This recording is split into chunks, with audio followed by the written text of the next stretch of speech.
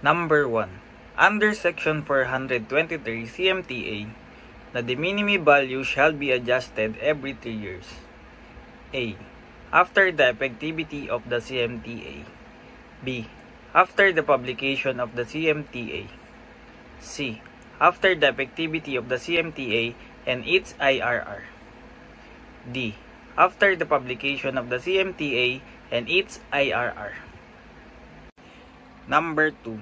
Under Section 424 CMTA, the customs officer tasked to assess imported goods shall A. Value the goods. B. Classify the goods. C. Determine duties and taxes to be paid. D. All of the above. Number 3. Who shall prepare and submit an assessment report under Section 424 CMTA? A. Customs broker. B. Customs officer. C. Declarant. D.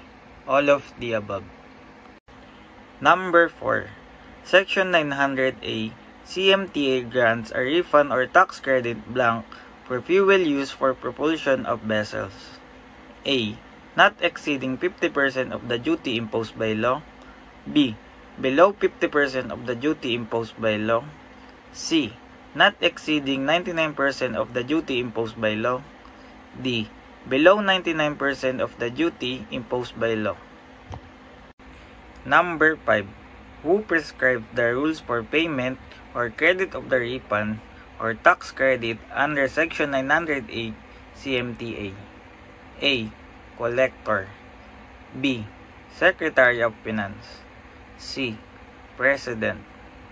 D. Commissioner.